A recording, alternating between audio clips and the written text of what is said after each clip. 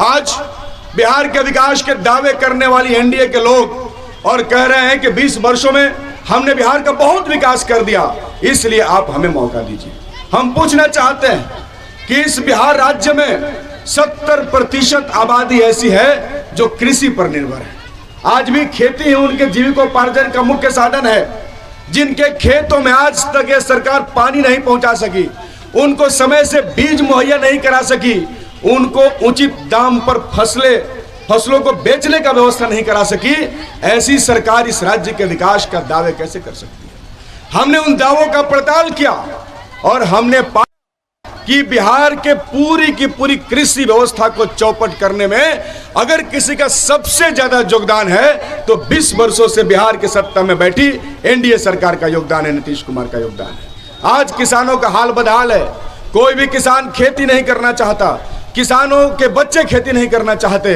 किसान चाहता है कि उसका बच्चा भले गुजरात चला जाए, बंगलोर चला जाए, तमिलनाडु चला जाए। आजकल हमारे इलाके के बच्चे सुदूर दक्षिण भारतीय राज्यों में काम करने जाते हैं। 8 घंटा काम करते हैं, 12 घंटा काम करते हैं और 8 घंटा का मेहनताना मिलता है। हम कहना चाहते हैं कि व्यवसायी चाहता है कि उसका बेटा व्यवसाय करे, दुकानदार चाहता है कि उसका बेटा दुकानदारी करे, डीएम चाहता है कि उसका बेटा डीएम बने, एसपी चाहता है कि उसका बेटा एसपी बने, विधायक एमपी चाहते हैं कि उसका बेटा विधायक एमपी बने, लेकिन किसान क्यों नहीं चाहता कि उसका बेटा किसान बने? किसानों के मुस्तकबिल में क्या लिखा है? और हम दावे के साथ कह सकते हैं कि बिहार राज्य का विकास तब तक संभव नहीं है जब तक यहां के किसानों का विकास नहीं होता। इसके अलावा विकास की सारी बातें बेमानी है, इसके अलावा विकास के सारे दावे झूठे हैं, सारे वादे इनके खोखले हैं। ये सिर्फ विकास का पिक्चर दिखाते हैं जनता को। ये लोग प्रोपेगेंडा फैलाने वाले लोग हैं, प्रचार करने वाले लोग हैं। आज तक इन्होंने किसानों को पानी नहीं दिया, इन्होंने चिकित्सा के क्षेत्र में कोई बेहतर काम नहीं किया। हम जहाँ रहते हैं यहाँ से 150 किलोमीटर पटना पड़ता है, उधर 150 किलोमीटर बनारस पड़ता है। यहाँ अगर किसी आदमी का एक्सीडेंट हो जाए और उसको वेंटिलेटर का जरूरत पड़े तो यहाँ से जाने में ही बीच में ही आदमी ऊपर चला जाता है, वो अस्पताल नहीं पहुँचता। आज किसी गरीब आदमी को ब्रेन हेमरेज हो जाए, आज किसी गरीब आदमी का हार्ट फेल हो जाए तो यहाँ ऐसा कोई अस्पताल नहीं है जहां आईसीयू में उसका व्यवस्था किया जा सके। आईसीयू का व्यवस्था ना हारा के सदर अस्पताल में है और ना ही बक्सर के सदर अस्पताल में है। आईसीयू का व्यवस्था है भी तो पटना के पीएमसीएच में, आईजीआईएमएस में, एम्स में, लेकिन वहां गरीबों को बेड ही नहीं मिलता। लोग जाते हैं, दरवाजे पर खड़े रहते हैं और उनको बेड नहीं मिलता, उनको बेड नसीब नहीं होता। ये 20 वर्षों में इस सरकार ने किया है, इन्होंने गरीबों के लिए अस्पताल नहीं दिया, गरीबों के लिए वेंटिलेटर नहीं दिया, एक ट्रॉमा सेंटर इस इलाके में नहीं बना सकी। और ये विकास के बड़े बड़े दावे और बहुत बड़े बड़े पर्चे दिखाने का काम कर रहे हैं। हम कहना चाहते हैं कि इन्होंने जनता को अस्पताल नहीं दिया, इन्होंने जनता को सीधे स्वर्ग का रास्ता दिखाने का काम किया। इनके स्कूलों में शिक्षक नहीं थे। हमें याद है जब 2020 में हम लोग चुनाव जीत करके आए थे, हम उच्च विद्यालयों में, प्राथमिक विद्यालयों में और मध्य विद्यालयों में जाते थे। किसी विद्यालय में 3 शिक्षक, किसी विद्यालय में 4 शिक्षक हुआ करते थे।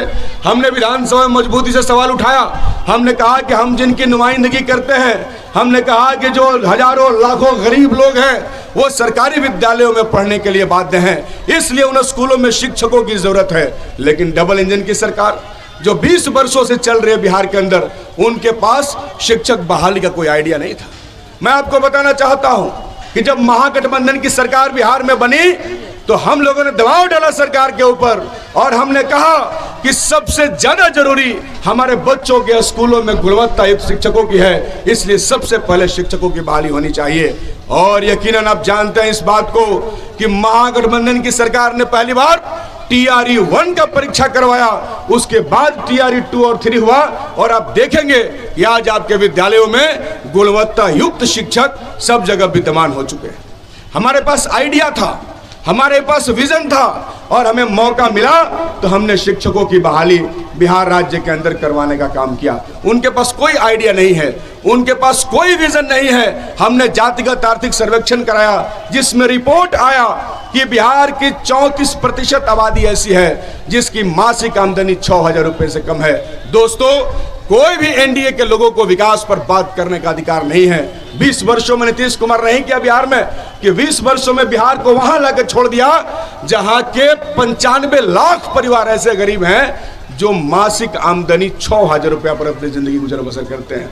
इसलिए ये झूठ प्रपंच अफवाह फैलाकर एक बार फिर बिहार की सत्ता पर काबिज होना चाहते हैं। हमने इन लंबी यात्राओं के माध्यम से लोगों से संवाद किया है और हमने लोगों से कहा कि इनके दंगाई भाषा, इनके सांप्रदायिक और उन्माद की भाषा में नहीं पढ़ना, बल्कि बिहार के अंदर इन्होंने जो कुछ भी किया है वो हमारे सामने है। ये निर्णय लेने का समय है, निर्णय लेने का दौर है। हम आपसे कहना आए हैं, हमने लोगों के आंखों में बदलाव की चाहत देखी है और आपसे उम्मीद है आपने हमेशा बदलाव किया है। इसलिए यकीनन हम आपसे कहना चाहते हैं कि आने वाले दिनों में भी आप जरूर बदलाव का वाहक बनेंगे, आप जरूर बदलाव का झंडा लेकर आगे बढ़ेंगे। बिहार बदलेगी और ये सरकार निश्चित तौर पर बदलेगी। नया सुराज होगा, नया अभियान होगा। हम ऐसी सरकार बनाएंगे जो गरीबों की चिंता करेगी, जो किसानों की चिंता करेगी। बहुत बहुत शुक्रिया, बहुत बहुत धन्यवाद। इनकलाब जिंदाबाद।